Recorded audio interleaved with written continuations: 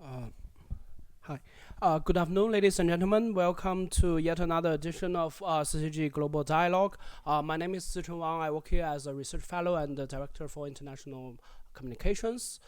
So today we have the honor to welcome Mr. Ravi Agrawal here in China, and he arrived yesterday in Beijing and just concluded another event with CCG at a luncheon. So I actually just met him this morning, but I've been bestowed the pleasure of introducing him to you, everyone sitting at the audience, as well as watching at your screen and at your phones. So Mr. Ravi Agrawal is the editor in chief of Foreign Policy, one of the most influential current affairs magazines in the world. He's also the host of FP Live, the magazine's video channel and podcast, on which he regularly interviews world leaders and policymakers.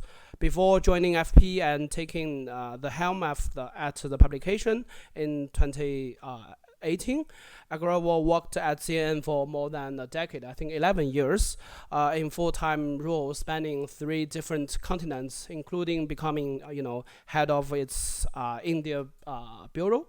He also worked, I think, for 3 years on the show GPS, which I'm sure everyone has watched. It's one of the most influential shows on TV on world affairs.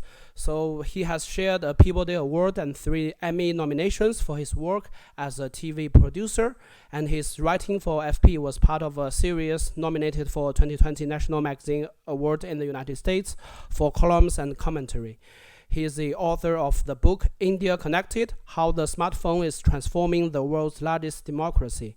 And I believe, grew up in India, was born in the Great Britain, and also went to Harvard University. The combination of three great civilizations and powers in the world. So, as in the past, our program today is for Mr. Ravi Agrawal to give a brief talk, and then he will sit down, have a brief conversation with Huiyao Wang, the founder and president of the Center for China and Globalization.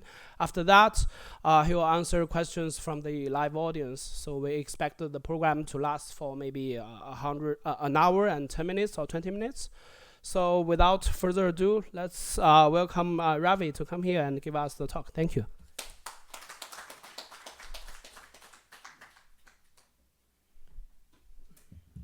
Well, thank you, Zichen. Thank you, Henry, as well. Thank you, all of you, for being here. I just want to say I'm very grateful to CCG for organizing this lovely event today, but also for all of the work that it does, because it creates touch points for many of us in the United States and elsewhere around the world to understand what is happening in China, to understand the Chinese perspective and point of view. And I cannot tell you how important that role is that CCG plays to build track 2 diplomacy, to give us a better understanding of what is happening in this very, very important country. It's a real honor to be here in China. In the short time I've been here, I've seen how much this country has changed. I'm absolutely blown away by the green transition in China. And also the fact that the air is just unbelievably clean in Beijing, which is a lesson and a journey that I hope China is able to share with many other countries that need it, including India, which is a country I was just in a couple of days ago. So I'll speak for a little bit of time, and then I'd love to take questions from you and, of course, from Henry. We are in a pivotal moment. The world is in a very pivotal moment. And it is a moment of transition. It feels like a moment in which the world order that we're in, the system that we are in, that system is straining, and that system might be changing, might lead to a different system entirely. System changes, systemic changes are not new. If you take a really long span of history, thousands of years, there have been many, many moments of great change, of changes. If you think of the work of Thucydides and Sparta and Athens, if you think of other transitions between great powers, great wars that countries and empires have fought against each other, None of this is new. Wars are not new. Conquests are not new. Conflict over resources, also not new.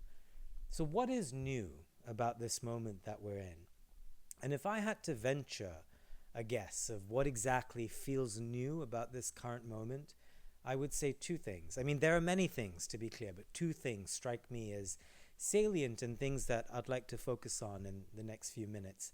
Those two things are the scale and size of the global population. So we are a world currently of 8 billion people. We will likely peak at about 9 or 10 billion people in about 25 years before the world population begins to decline. If you look at any other great transition between great powers, whether it's from the UK to the United States in the 20th century or other transitions in history, obviously the world population was much smaller in those moments. So that's one reason why this moment feels particularly new and challenging. The other is the fact that we are in the middle of a climate crisis.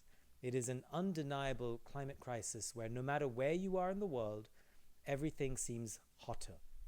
The world is warming up, and that has profound consequences on the planet. It has profound consequences on societies, consequences on movements, migrations of people.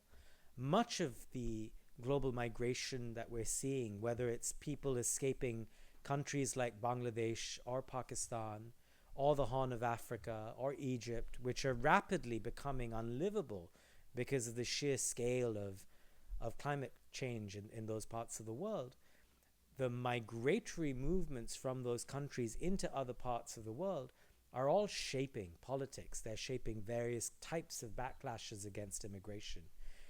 So that all of that feels particularly new in the scope and scale of what we're seeing right now. Now, I said that the system is changing. Let me just quickly describe what exactly I mean by the system. And by the system, I mean the world order, the order that 80 years ago, at the end of World War II, the United States and the West more broadly got together to create. So the post-Bretton Woods system, which involves, of course, the United Nations, the World Bank, the IMF, all of the institutes that you are all so familiar with, that system of order, that system of rules, of international norms, that system that was created 80 years ago feels more stressed than it has at any point in its history. And there are many reasons for those stresses, and I'll come to them in a minute. But what that means, what that stress means in that system, is that all kinds of things are erupting. I mean, it is no surprise that in the last 5 or 6 years, we see that so many different parts of the world have conflicts erupting. You look at Russia and Ukraine, you look at the conflict in the Middle East right now, you look at Sudan, which gets very little attention in the West. I hope it gets more attention here in China. There's so many different parts of the world that are erupting in crisis, erupting in conflict, erupting in war. A lot of that is linked to a sense that we are in a moment where the rules don't matter as much. We are in a moment where countries can act with relative impunity. We're in a moment where leaders know that were they to break the rules, the checks and balances that they were scared of 20, 30 years ago, they don't need to be as scared of them today. We're in a world where even if the ICC or the ICJ, again, the system that I'm describing, they can put out edicts that leader X or leader Y should be arrested if they travel to country Q or R, whatever it is, there's a level of impunity. People can do what they want to do. And that is what defines the breakdown of a system. Now, the question then is, you've broken a system, what comes next? What happens next? And I think before we even get to that question, one thing that I'm increasingly convinced of, that all of us in my world, the media world, the journalism world, in the policy-making world, in the political world, one thing that we all need to understand is the why. Why is the system breaking down? Why is it that people around the world feel as disillusioned as they are, feel as angry as they are, feel like the system itself is rigged? And this is across the board, in country after country after country. There's a growing sense that the system doesn't work. And part of that is because in the last 30 or 40 years, if you look at the big forces that shaped the world, they are, among others, globalization, capitalism, of course, urbanization, technological forces. All of these things put together have not only shaped the world, but there's a sense that an unfettered version of all of these things have led to a backlash of sorts. So if you are, for example, someone who lives in rural Ohio, or frankly any rural part of any country anywhere in the world, the forces that have hit you are something as follows. One, the local mom and pop store that you grew up with doesn't exist anymore. Now everyone buys their stuff off of Amazon or Alibaba or whatever it is that the local equivalent is. Jobs. Instead of families living for several generations in one place, people feel the need to migrate to bigger cities. Urbanization is a trend that's happened in every country. The richer it gets, the more urbanized it gets. Well, that means that local populations feel more and more displaced. They feel that the things, the community, the traditions that underpin their civilization is breaking apart. You add to that technology the fact that we all have these smartphones in our hands. That means we can communicate with each other like never before. What that then means as well is you can buy things. You don't need the old systems in the way that you did. There's a lot of good that comes with it, but the bad that comes with it is that community ties are fraying, people feel displaced, there's been too much change too quickly, and all of that leads to a sense of resentment, a sense of anger among populations, which then leads to backlashes, it leads to populism, it leads to nationalism, it leads to nativism, and it leads to then finally, coming back to the topic that I brought up here, it leads to a breakdown of the global rules-based system that we've all been working within for the last 80 years.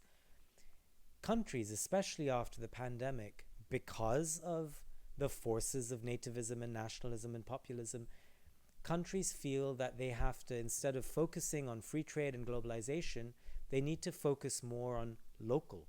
So protectionism, and there's talk of nearshoring and friendshoring and boosting local businesses. All of that is a backlash against globalization. All of that is an appeal to nativist instincts. All of that also comes along with a breaking of rules. Countries feeling like they can't follow the WTO rules, that's too unpopular, they'll get booted out of office. So let's break the rules. You add to that the fact that you now have real strains in global order because of conflicts. So there's Russia and Ukraine, where for the first time in 80 years you have a violation of the fundamental rules of international law. Thou shalt not invade another country. That rule gets broken and completely divides and polarizes the world. You have the conflict in Gaza right now, which many call a genocide, some refuse to call a genocide, but the fact remains that it is an issue that is completely and utterly dividing the world.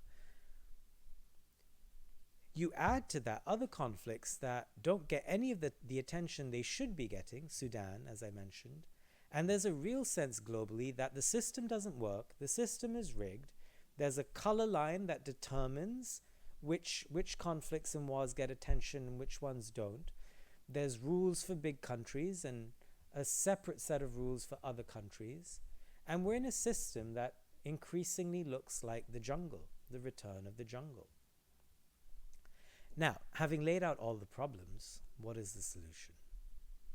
Is the jungle the new normal? Is the jungle our future? Is the return of history our future? Or are we going to figure out some way of reforming this broken system that I'm describing and figuring out a new system based on the old one, a new system that is more equitable, a new system that is maybe more multipolar? And therein, I think, lies the fundamental challenge that policymakers of a new generation will have to grapple with. No matter which country you represent, no matter where you're from in the world, it is clear to me that the two trend lines, more than any other, that will determine global politics is A, the size of our global population and where population increases are coming from. And the numbers on this are quite clear. You look at the population of a country like Nigeria, around about 200 million today. Projections are that it's going to hit 350, 400 million within the next 3 or 4 decades. You look at other countries that have rapidly growing populations in other parts of Africa, some parts of South Asia, and it's very clear where the numbers are coming from. It then also becomes clear that those numbers and partly the unlivability in those countries is going to mean massive migratory pressure in other parts of the world. All of that linked to an unprecedented climate crisis that is very real, that is coming, and that many of our leaders around the world, in the gerontocracy that we've created, where you have very old leaders who don't understand the fundamental things that drive younger people's politics. If you're under the age of 30, the things you're worrying about are the climate crisis and basic livability and inequality. And those things keep you up at night. They make you realize that the system is rigged. They make you realize that your future is not particularly bright. And it makes you realize that the only way to deal with all of that is to revolt. So policymakers, I think, have to really grapple with these realities that I'm describing, the broader trend lines of the climate crisis and population shifts in the future, and figure out what it is that will most appeal to their populations and make it viable for them to continue to be politicians. And as we speak here in Beijing, it is so clear to me that this is a country that has fundamentally figured out how to decarbonize. I mean, if you look at Chinese imports of oil, for example, the latest data shows that it is going to peak in the next year or two, and then Chinese imports of oil are going to decrease. It is so clear that China's incredible advances in solar and wind and electric vehicles have fundamentally transformed the nature of the Chinese economy. What the world now needs to figure out is how to use these advances in technology and bring them to the other parts of the world that desperately need it. We still have India, which has not really managed to green its electricity grids. We still have large parts of Africa that have not figured out the solution to a problem that China has actually begun to figure out. That really, in my mind, is the fundamental thing that world leaders need to focus on in the next 20 or 30 years, because without that, it is unclear to me how any other thing that we're discussing gets solved. That and a sense of reestablishing what are the rules in a battle between reform and revolution. And if that is fundamentally where we are today, the system is broken. Most people seem to agree on the diagnosis. It's the fix. Is the fix reform or is the fix revolution? And it seems like we're in a moment where the revolutionaries are winning the argument. They're in the ascendancy. We must get back to a place where the reformists end up having more of a say, where the reformists are able to say, don't throw the baby out with the bathwater. Don't destroy the system. The old system wasn't as bad as you might think, but it did need reform. And the only way to have that conversation is with immense humility, to admit where the problems were, and the problems were on all sides, but to admit where they were and then come up with proper multilateral reform ideas. Reform is always boring, it is always hard work, but it really is the only way to tweak and fix our system at a time, again, that truly is unprecedented and different from any other moment of global transition between one world power, one sort of world system, and another. So I'm going to stop there. There were more problems than solutions in my little message. But that's the world we're in, and I hope that's an entry point to be able to have a discussion. I'll stop there. Henry, over to you.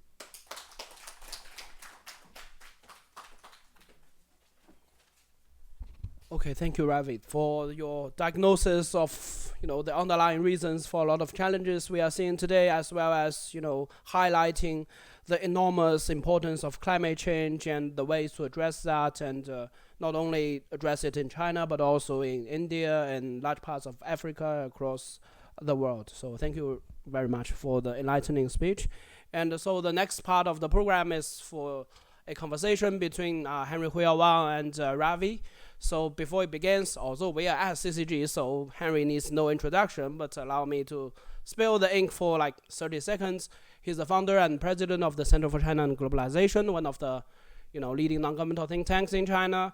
He was also a counselor to State Council, China's government cabinet, for 2 consecutive terms. So Henry is a thinker. He is a leader of a think tank. He's on many occasions, and I think Ravi would agree, the only Chinese faces in Munich Security Conference, Paris Peace Forum, Aspen Security Forum, all these leading where all the leading thinkers and influencers and voices gather together, and Henry is often only the Chinese face over there to trying to not just introduce a Chinese perspective, but also trying to build bridges and help the all these foreigners to have a better understanding of China and to have a touch point, as you correctly described. And CCG has always been at the forefront of building bridges. For example, the CCG Global Dialogue regularly features leading thinkers from the United States, from Europe, from across the world. And CCG is also a frequent inviter of influential thinkers and leaders like Ravi to come to Beijing, to talk to the people, to mingle with the ambassadors, diplomats, to come to meet Chinese officials and non-governmental actors. So without further ado, so let's welcome them to have a conversation between themselves. Thank you.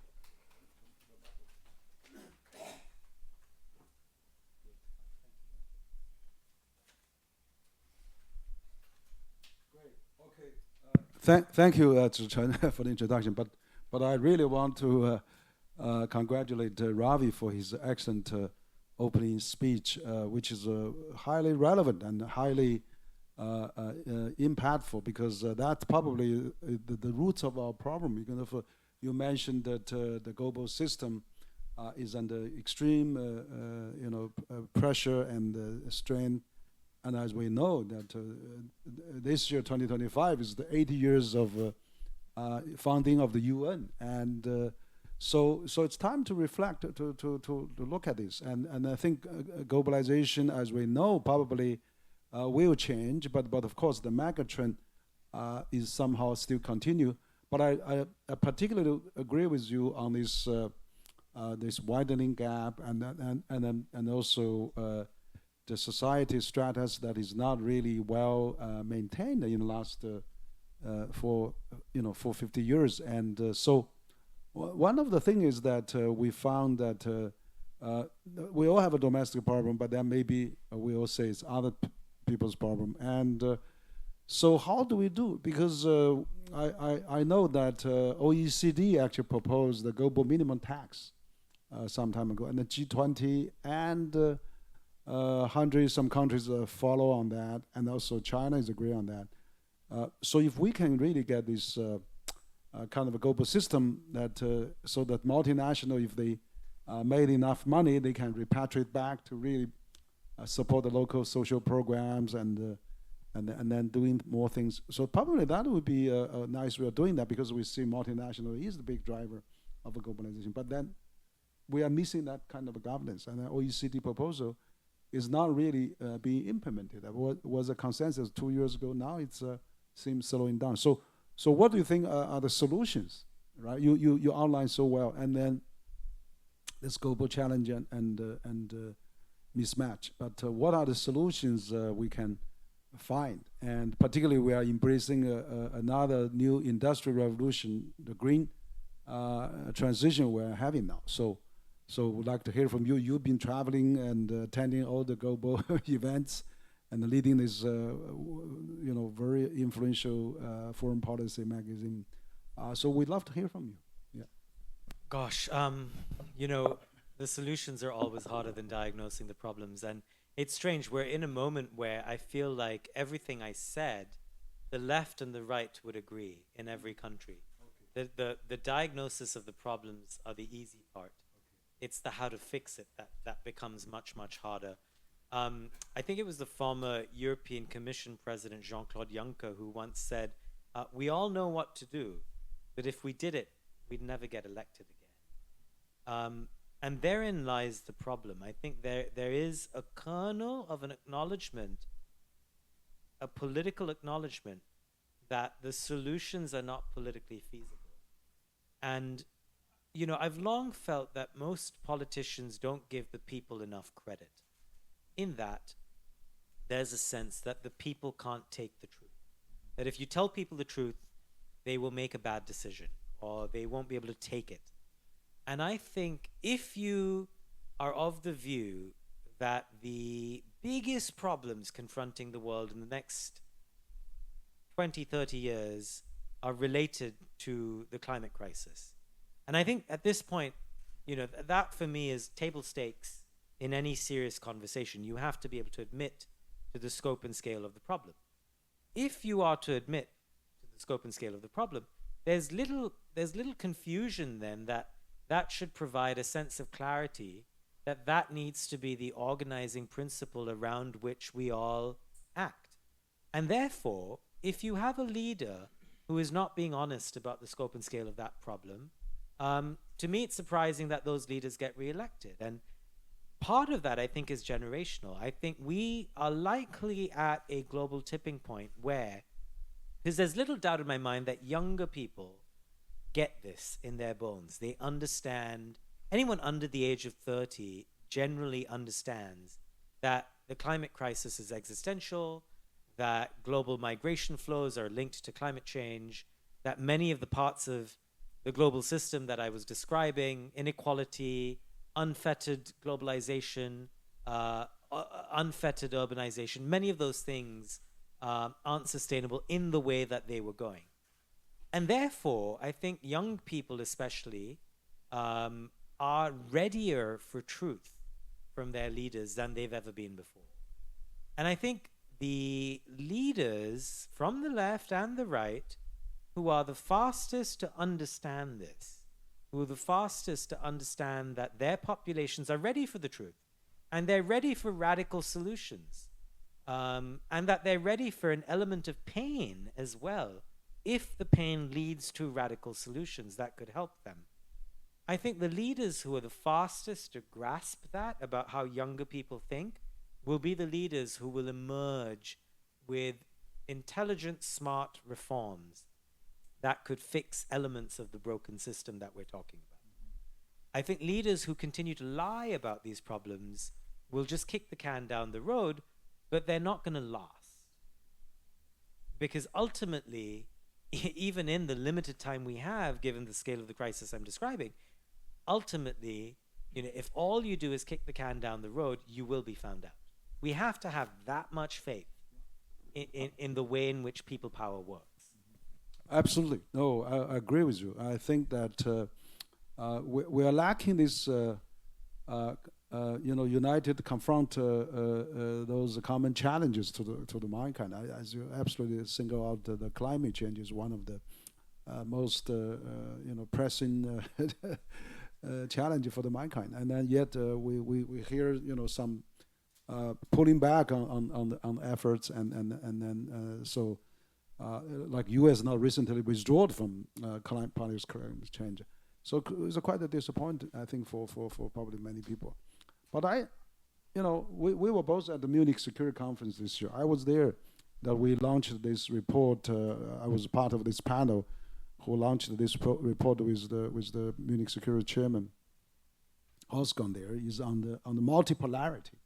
So the first time the across Atlantic conference recognize the multipolarity is a reality. We heard Chancellor mentioned that many times. We heard that many European leaders saying that many times. So we get used to the unipolar world, of course, in the past, and then how we're going to really do this multipolar world. So the global governance is falling behind global practice.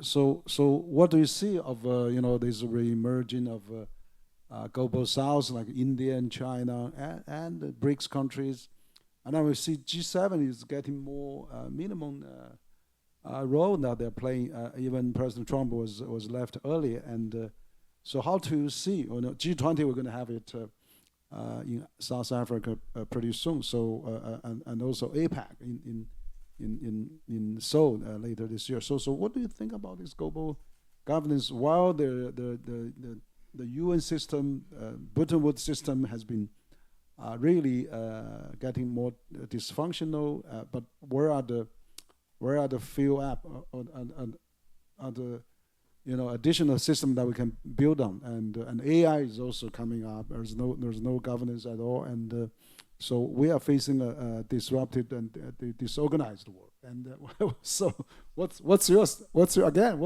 thinking on those things? Yeah, I mean, it's a new world disorder that we're entering. Look, I think, again, if we acknowledge and diagnose the problems in the same way, the challenge then is how do you fix it? And I hinted at this in my remarks earlier, but the people who seem to be controlling the moment right now are the people with ideas for revolution.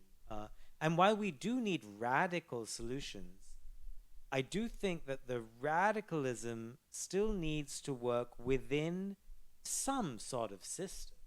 I mean, if you speak to anyone who, no matter how critical you are of the UN, which is, utterly paralyzed in many ways, if it didn't exist, you would invent it right now, right?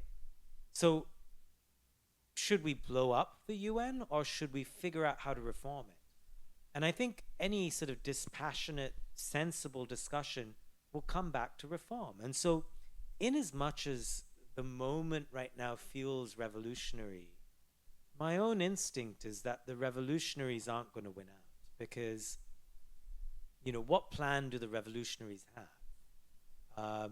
I'm yet to see a proposal for a new UN. I'm yet to see a great proposal for a new World Bank or a new IMF or a new system of maritime law or a new system of rules for cyber engagement. I mean, it's all building off of the same stuff that exists. And therefore, we come back to reform. We come back to very boring, nitty-gritty debates and discussions about adjustments. And really, it comes down to a discussion, Henry, around equality. Yeah. A sense that, for example, if one of the things that stymies the UN is the Security Council, then really it's the 5 countries with veto power that are at some point going to have to admit to, devolving some of that power to allow for a more inclusive system. And I think that really is the only way forward. And it only happens if these constituent countries have crises within them, and they are all at different levels having some variant of a crisis, in addition to the global crisis of whether it's the climate crisis or wars or inequality or a hunger crisis or a heat crisis. They will all have pressures from within that will force some sort of reckoning in the next decade or 2 decades. And I think that really is our hope, that hope of internal pressure that leads to calmer, sensible minds among leaders, new leaders, who hopefully come up with reforms for a tweaked system that is more equitable, more fair, and acknowledges a world that looks very different than the world that that existed in 1945. I mean, back in 1945, a country like India didn't even have independence, didn't have a say. So the post-colonial world is a deeply, deeply different world, where countries that once had no say at all are clamoring for a say. And new leaders, no matter where they're from, will have to figure out a way to incorporate those voices. Otherwise, our system is going to remain incredibly tenuous. Yes, that's true. Actually, we have to build on the existing system. As I agree with you, the UN reform is absolutely necessary to reflect this multipolar world, probably. And now we also see,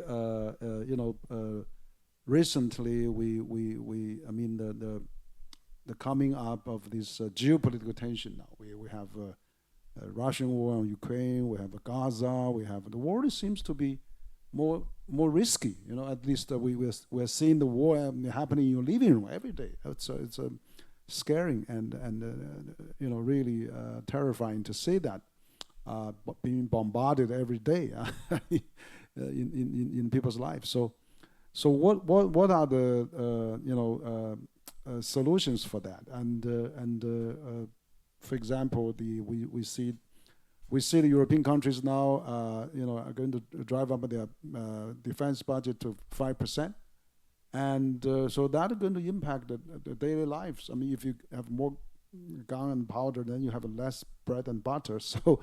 So we hope that how can we secure a more peacefully developed world? Because of course, so we also have these worries, of course, legitimate worry from European countries, and so how do you see the prospect of this geopolitical conflict? And I really hope that President Trump, he said he wants to be a president for peace. His inaugural speech, and he said he wants to be a unifier.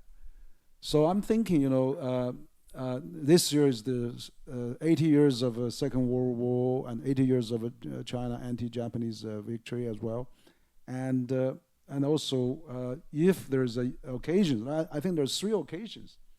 One is that China is going to holding this victory parade on September 3rd.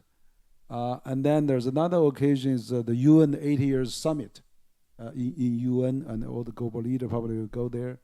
And there's another occasion at in November at the Asia APEC summit. So do you think that, I mean, we have already seen the report that President Trump and President Xi probably will meet together, and we may even have, they play more role in this peacemaking, having President Putin and President Zelensky and European leaders, and let's get a World Peace Summit, so somehow maybe we can at least frozen the war, but then gradually figure out a way to get out of this mess. Because right now, I see a fatigue on both sides, on Putin, and but probably more on Zelensky. But I don't think any country can sustain such a long war, and it's really very very disturbing. So I hope that by involving China and global South countries like India, Brazil, South Africa, maybe we can get an extra guarantee for this peace. So what do you see this prospect of making peace for our troubled world? So I like that you've been promoting this idea of a grand peace summit or a meeting between Presidents Trump and Xi. And look, we're at the point where any moves towards peace are things that should be cheered on. The question is, I mean, first of all, we need a ceasefire as step one. As step two, then you need to figure out what would a lasting peace look like, not a peace that is short and then broken and then we're back to square one. And that requires guarantees. And the question then is, who provides those guarantees? And what form of guarantee would be palatable to both sides? We know what the Ukrainians have already been asking for. They would like a guarantee from Europe or a guarantee from NATO, which of course would require a guarantee from the United States.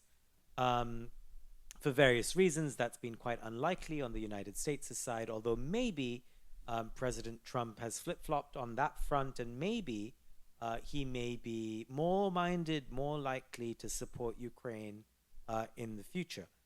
On the Russian side of it, it is less clear to me, what it would take for President Putin to actually stop the war.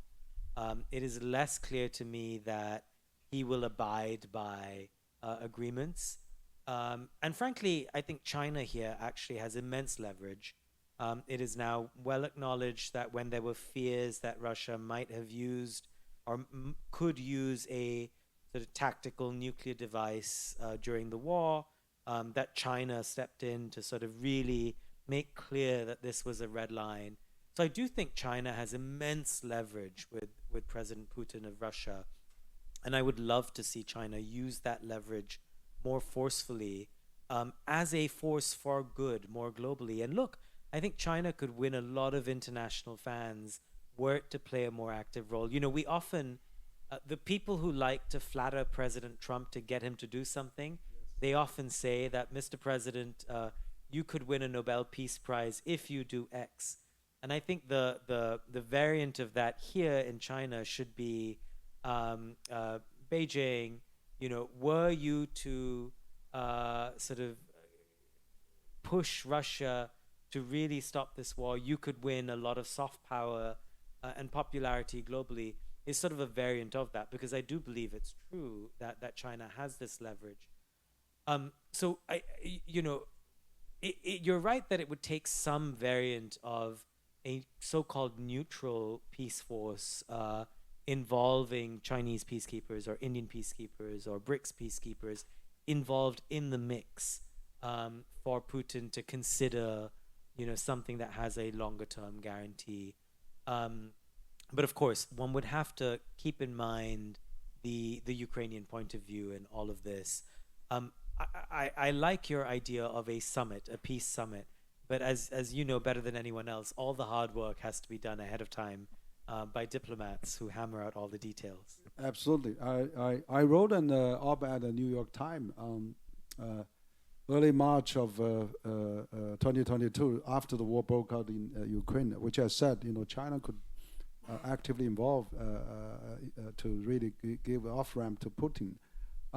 So what I see happening now is that I was quite encouraged by what U.S. Defense Secretary said at the Munich Security Conference and also at the NATO summit, that you know, for the frozen borders, you need really peacekeeping forces, and if peacekeeping forces, it has to be European troops and non-European troops.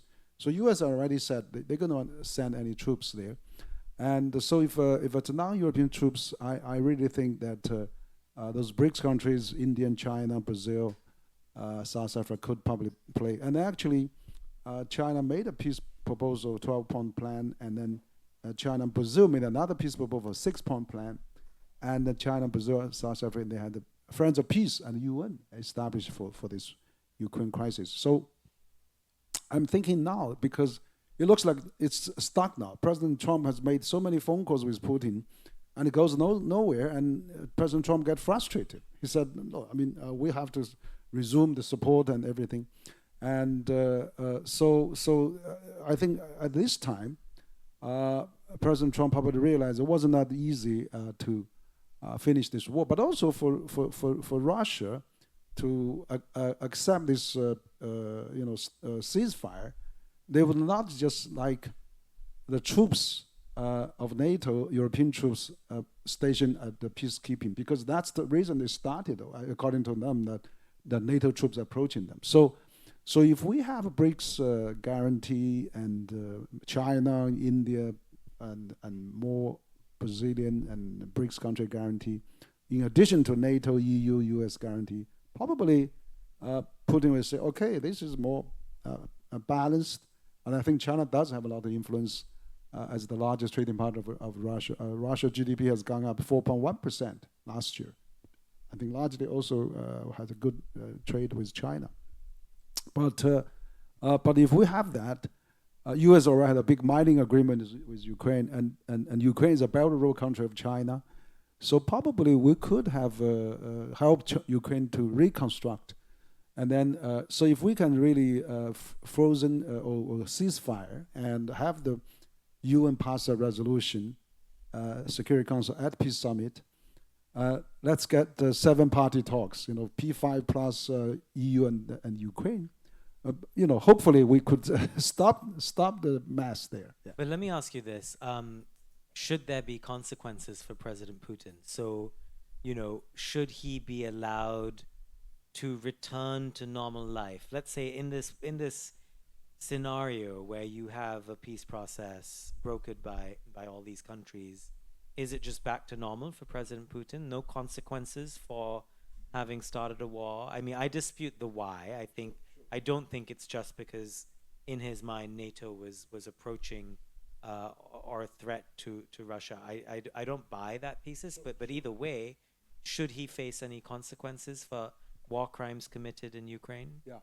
Well, I think you raise a legitimate question. And the thing is that I do think that the European countries, they're going to have their opinion on Putin anyway, and then NATO, US, probably. But you see how President Trump has changed a lot, right? I mean, it used to be Ukraine say, we don't talk. We fight until last Ukraine. Now they all say that they want to, Zelensky said the 30 days peace ceasefire, and Putin didn't respond to that.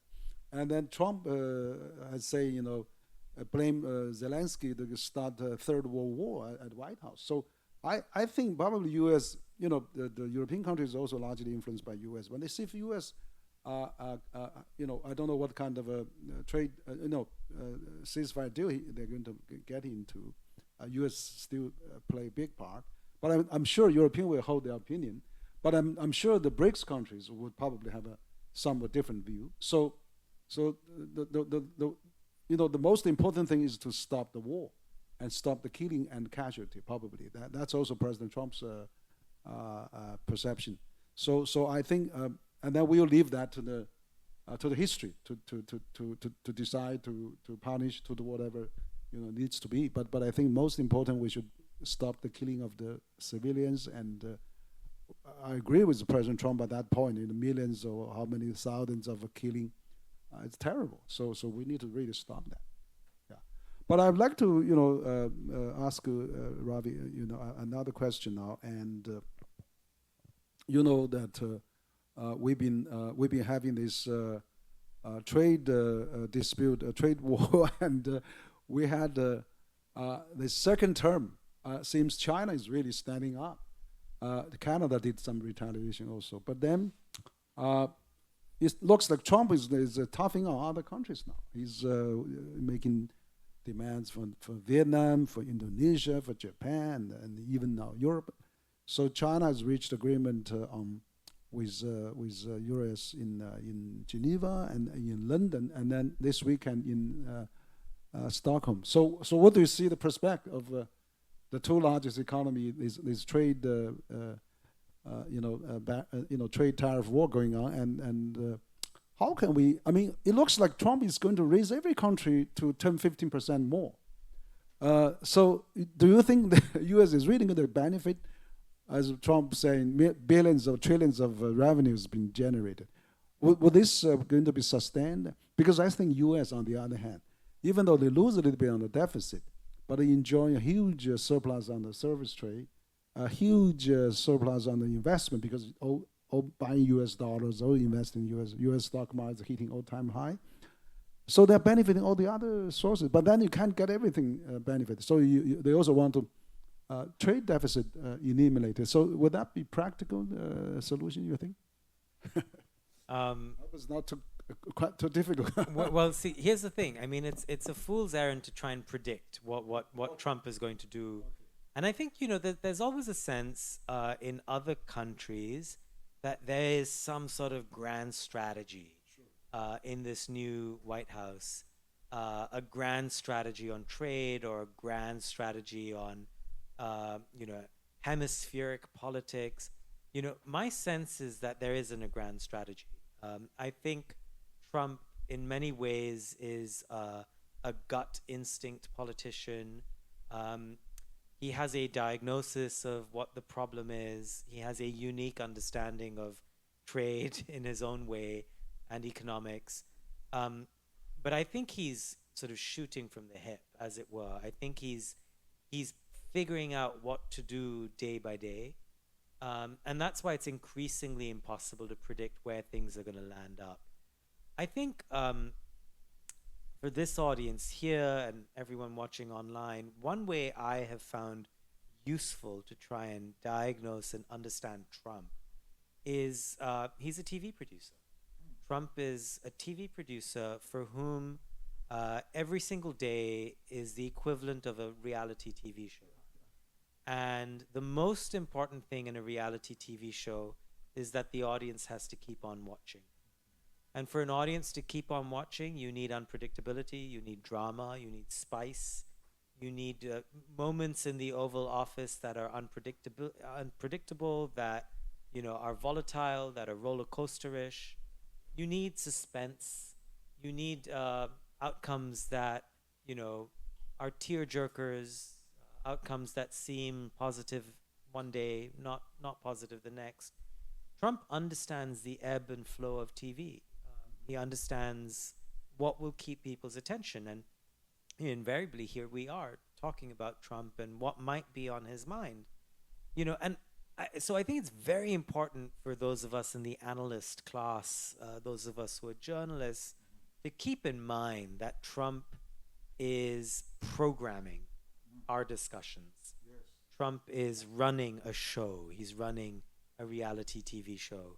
And once you understand that, it becomes easier then to understand what might happen next and how to work with them. I think a lot of world leaders, for example, have figured out that flattery really works with President Trump. Yes. So they show up. I think Keir Starmer, the British Prime Minister, has really figured this out. He came to the White House and he said, look, here's a letter.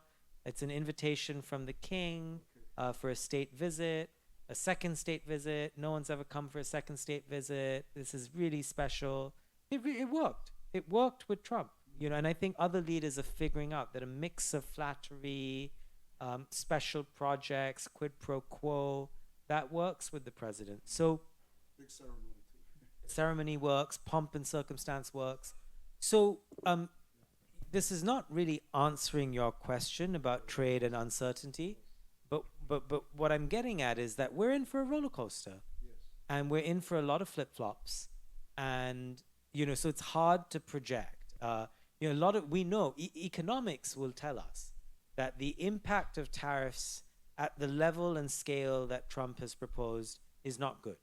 They're going to trickle down to regular consumers in the United States. It's a tax on middle-class Americans, poor Americans. The rich can afford it because proportionally the goods that they're buying affect them less. This is all well known in basic economics.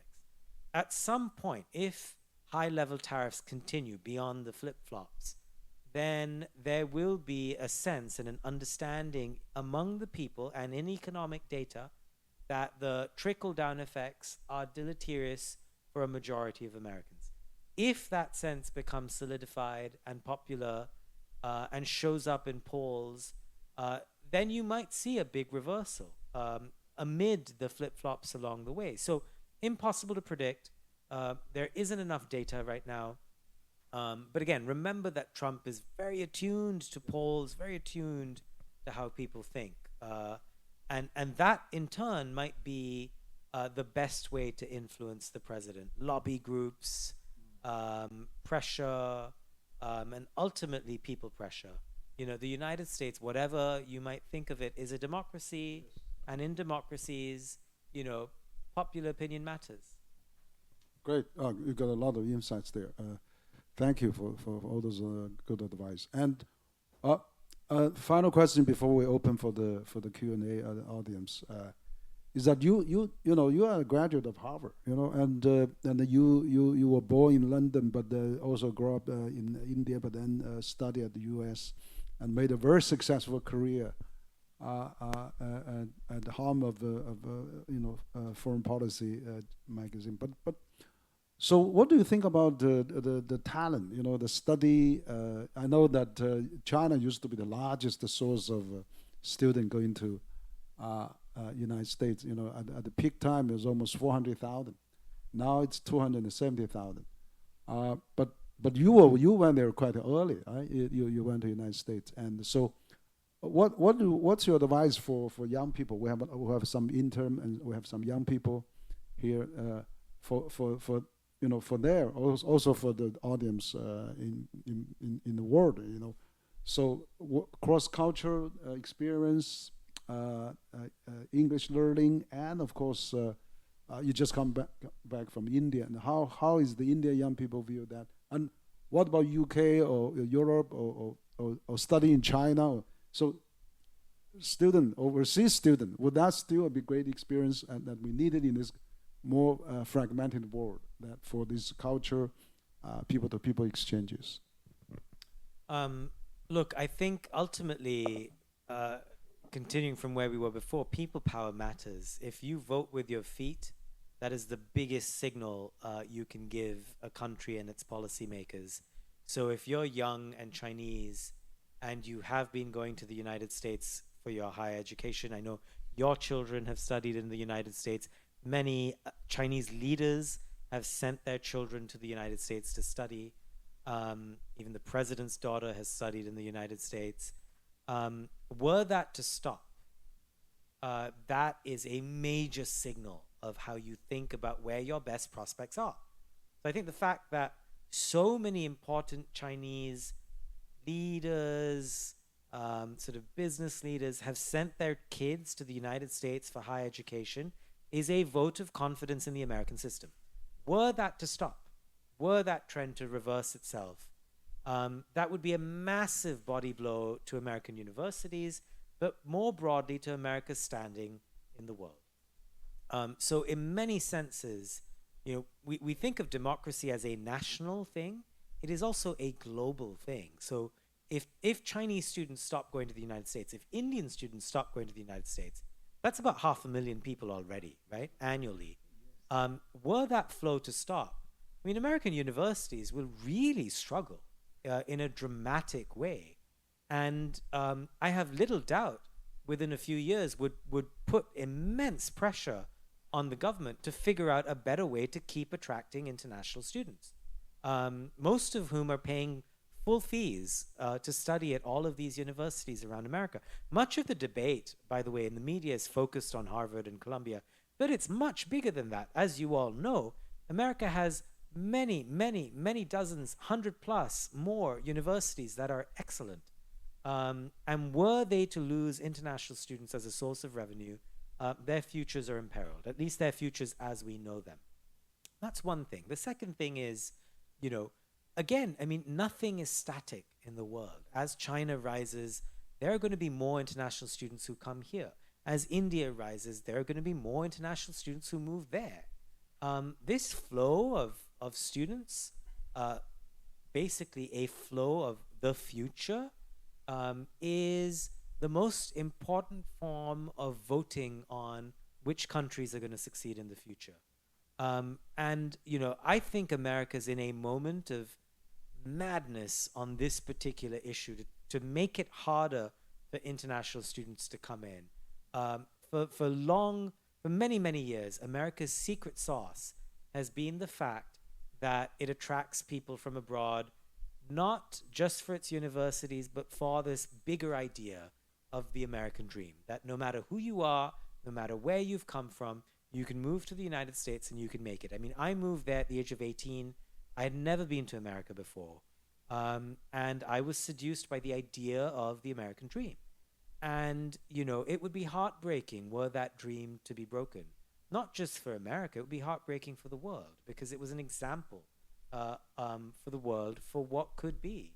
It was soft power at its core. And other countries aspired to a form of that soft power.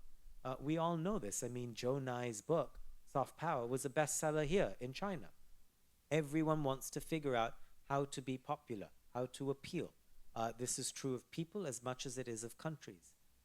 So the flow of students, I think, is a great way to think about the future of countries and their potential success. Absolutely. I mean, you are right.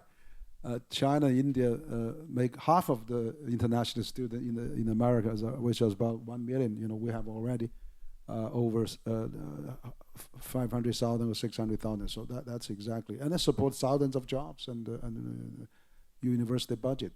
And so this is really relevant. But I think one thing China is probably learned from the US is that you have a system that if they studied, then they can intern, they can find temporary jobs, and then they can continue to find, establish themselves. Where China, after you study, I know some graduate from Schwarzman College. They they want to stay in China, but then after study, it's difficult for them to find a position. So I think probably we need to improve on that. Okay, I'm going to open it up for our live questions. Any question to Ravi? And so we have another microphone here. I know there's a media here wants to raise a question too, right? From CCTV. Okay.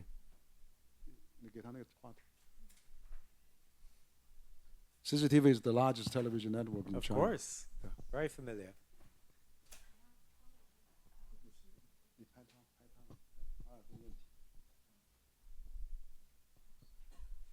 Okay, thank you, Mr. Harry, and thank you, Mr. Ravi. It is a very wonderful discussion. And now, today, we focus a lot about the global crisis, about the global system. But my question will move us to the maybe 80 years ago. And my question is about the World War II and China's contributions. And as we all know, China spent 14 years in fighting Japanese aggression and had paid a great and heavy price. And so my question is, do you think China's contributions at the East battlefield during the World War II has been fairly recognized? And why is it important to correctly recognize China's contribution to the World War II? Thank you. That's such a great question.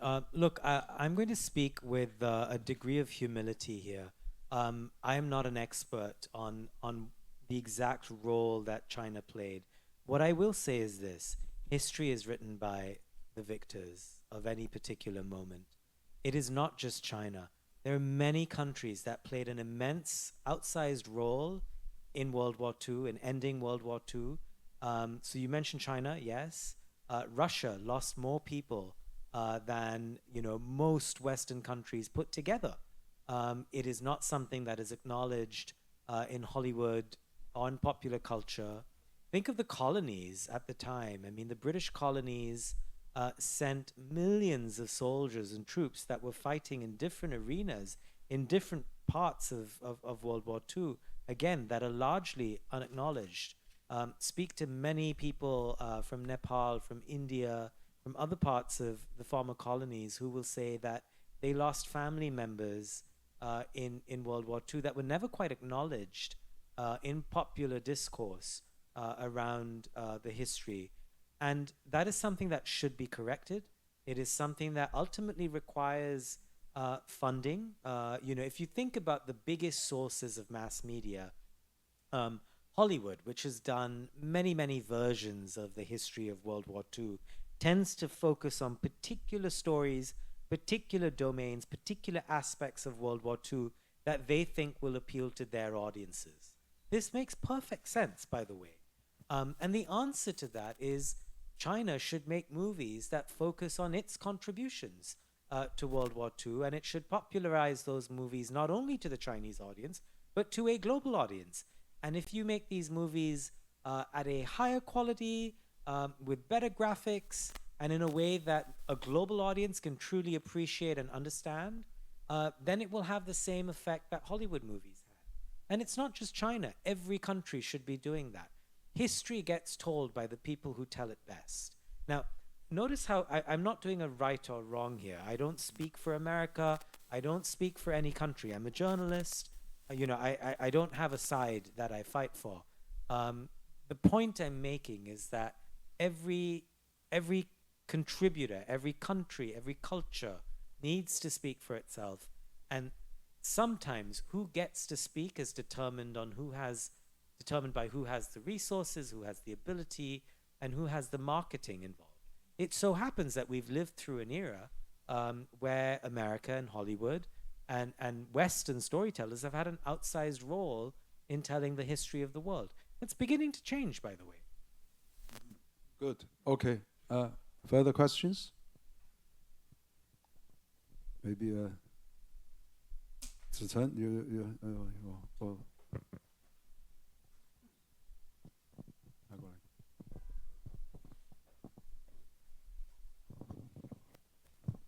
So you've talked about, many big subjects. I was wondering if you would like to share with us your personal growth experience. You went to Harvard.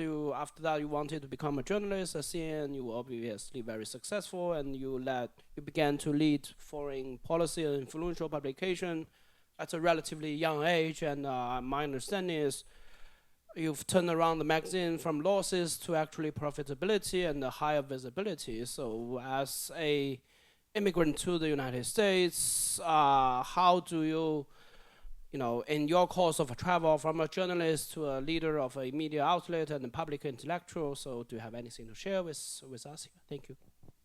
Gosh, now, as a journalist, I prefer to talk about things that are other than myself. But look, I will say that I think what has shaped me personally the most is a sense of curiosity, a sense of it is a big, big world out there.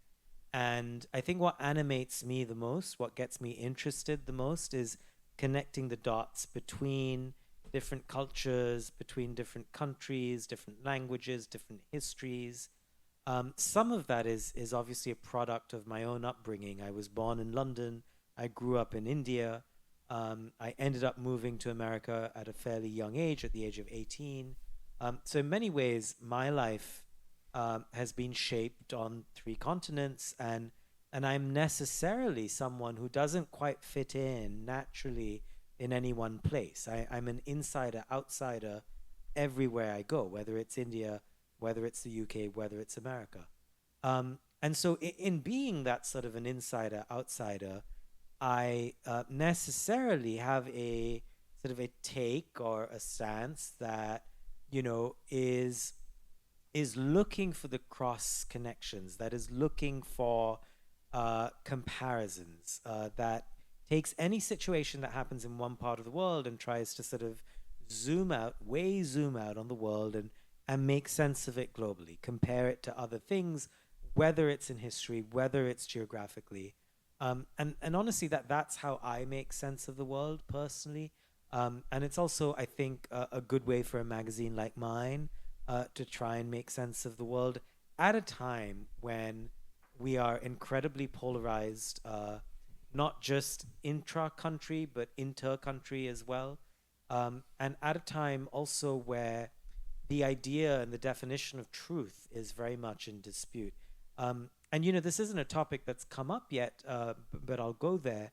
One of the biggest challenges I think the world faces now is how to define truth, how to agree on a common set of facts, how to believe reality. And, I really think that at some point, countries around the world, societies around the world, communities around the world are going to have to figure out how to invest in sources and media that they trust. Not governments, not companies, but media organizations that they genuinely trust to report the truth, to tell the truth, no matter how difficult that might be. And I believe that can only come if you are a stakeholder. So if you are funding that organization, which is why I think, the media organizations that tend to survive and thrive in this moment, no one's thriving, so surviving, are the ones that have subscriptions that are fairly expensive subscriptions where people pay money for the work that you do, and they feel like stakeholders. That form of sort of direct journalism, direct reporting, where you know who your audience is, you're communicating with them directly. The audience isn't a commodity that is meant to be sold to advertisers. Instead, the audience is a valued stakeholder. I think that relationship is one that we need to see more of in media organizations and countries and communities around the world for us to agree on truth and basic facts, which comes back then, Henry, to everything else we've been discussing today. The crisis in our sort of global system, the crisis with climate change, the crisis with conflict, all of these things, we only begin to solve these problems if we agree on the facts. And that right now is very hard to do. And I wish that countries, communities, companies invested more in figuring out relationships between people and publications. It's a very important problem. Great, great. Okay, last question, maybe. Yes, please. Thank you. Good afternoon, Ravi. This is Shen Shui from CGTN, and I'm also a research fellow and also quite active on Twitter, X, and I just follow your Twitter also. So my question is about... I don't use Twitter much. But I saw you tweet not that frequently, but you at least you tweet something. And my question goes to your keynote speech about breaking down global system, especially like the UN and other multilateral platform are not working that well. But regarding the Trump's administration's policies, can we say the Trump administration is actually pushing the breaking down of the kind of old traditional system, and they would like to set up a completely new system that is good to make the US at the center and better facilitates its interest, because we see the recent statement after they withdraw from UNESCO, they said that this platform doesn't meet the American first. And also about Trump's trade policy, they would like to have more bilateral way, not multilateral way within WTO. They don't have any interest to reform the system, but to push the breakdown of the system and to ask all other partners to negotiate for a new complete system. Do you agree on this point? Largely. Look, I'm well on the record on this. I think Trump is a wrecking ball to the system. For some people, that's a good thing because the system wasn't working. I think for most people, not a good thing because the system had its flaws, needed reform, didn't need to be destroyed. And I think that's sort of a competing sort of set of instincts that will play out over the next few years, and we'll see sort of which of them holds good over time. Now, much as though I think Trump is a wrecking ball, I don't think Trump alone has wrecked the system. I think the system was under strain for many, many years before Trump. I think there were all sorts of things that were going on that led to allegations of double standards, that led to allegations of hypocrisy, that led, by the way, many, many countries involved in sort of double standards or hypocrisy or not following the rules. That was going on for quite a while. And there are many examples of that, whether it is conflict, whether it is currency manipulation, whether it is trade. You can point the finger in many directions, all of which was straining the global system of rules and norms and creating a sense of impunity. I think Trump has accelerated everything. Trump is an accelerant to that straining of the system, and that is why we are talking about those strains much more today than we were 5 years ago or 10 years ago or 20 years ago. Also, the fact that, America remains a superpower, but it is challenged more than it ever has been by China, of course, but also by other countries. The rise of the rest, as people like Fareed Zakaria have written about, there are just more participants and players and voices in the global system that are clamoring for attention, that are clamoring for a say in how the world order sort of gets run and executed. And that's a good debate to have. Again, I mean, coming back to where we started, the question is, did we need to blow up the system, or did we need to figure out a way to reform it, to tweak it, to make it more equitable? Obviously, from this discussion, I'm in the former camp, the reform camp, not the revolution camp. But again, I think this is very much a live debate, especially in the United States. And ultimately, it will take people power to push leaders into one camp or the other and resolve that. Great. So, Ravi, we are almost coming to the end, but maybe I just have one final small question. You are as a journalist leader in the United States. We see in the last number of years since COVID that the China-U.S. journalist exchanges hasn't really coming back to the pre-pandemic level. and we really hope to improve that. And so hopefully you think this is a journalism exchange, and more frequent visit and facilitated by both sides is important. And you've been going everywhere. So as you said, we need more journalists coming to China. China actually now released a free visa for 40 some 50 countries now.